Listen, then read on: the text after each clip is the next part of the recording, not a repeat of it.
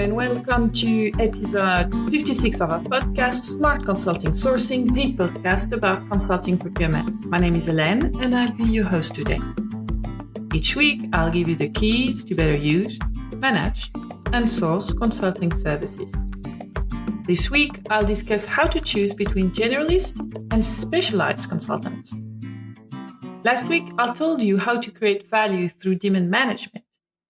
We saw that demand management is a well-known tool for procurement teams, but the implementation for intangible categories such as consulting is not always easy. But implementing the simple steps I described in the podcast will get you closer to a best-in-class consulting sourcing capability. But today, I wanted to give you some tips to choose between generalist and specialized consultants. Executives often wonder how to approach the decision to hire a consultant specializing in one aspect of the industry or a consultant who has proven results in most areas but doesn't have any specific niche experience. After all, the population of consultants has exponentially increased in response to corporate belt tightening in the area of permanent staffing. If you're looking for the right consultant, some factors will help you decide between a specialist or a generalist. But first, think about what is good about each type of consultant. Then decide what would be the best choice for your needs. Before you start thinking about finding a consultant, it is important that you know that what problem you're trying to solve with the help of a consultant. It is better if you can explain the problem in detail. This way, when deciding between generalists and specialists, you will know which one suits your needs best. Then, think about your budget allocation. You want to procure the right consultant to create new solutions, but not at any cost. Identifying the problem correctly and the impact you expect will help you to know how much you're willing to invest in the project. Once you're ready, you can start searching for the consulting firms that fits your needs. As you probably know by now, the consulting industry started with a specific focus on manufacturing optimization, then encountered a period of growth in strategy work. The capability dimension was the driver, and the industry served a secondary dimension. Several consulting gurus, such as Bill Bain or Dominique Mars, even pushed the theory that serving only one client per industry was the best way to avoid conflicts of interest.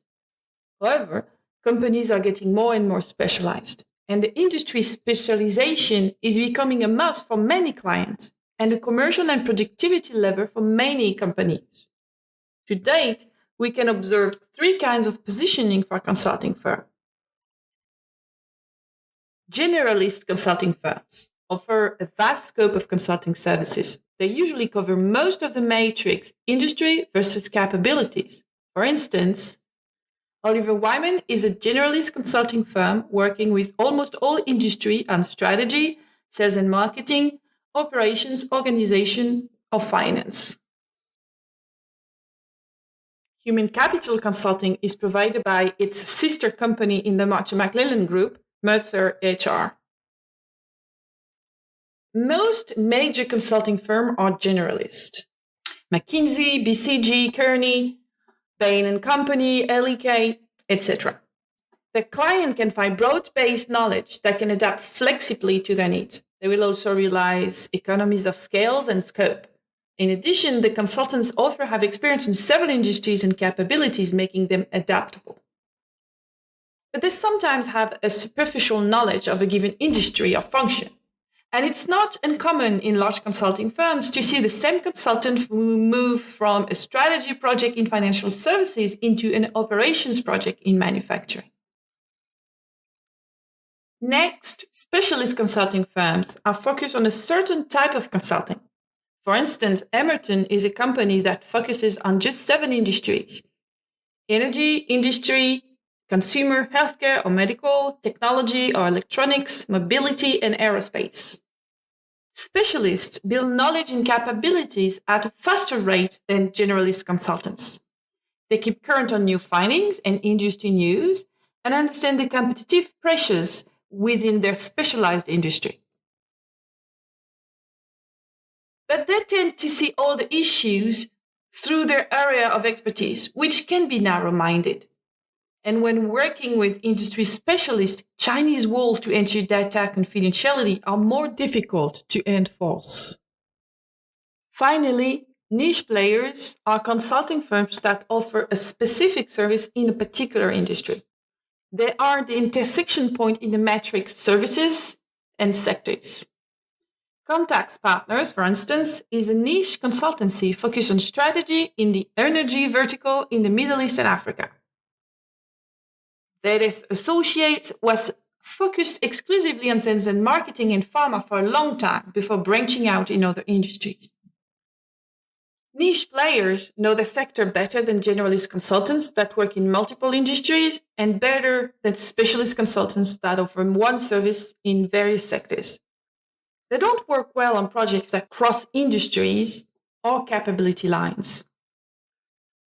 They see everything through their expertise prism, like specialist consultants, and might not come up with out-of-the-box thinking. As you can see, there are pros and cons for both generalists, specialists, and niche players. There is no one-fits-all solution. If you find yourself at a crossroads and need to turn to a consultant, don't worry. Take the time to assess your needs thoroughly and do your research. That will allow you to decide what type of consultant would better fit your needs. And if you're still stuck, you can always call me. That's it for today. Next time, I'll answer 7 questions about internal versus external consultants.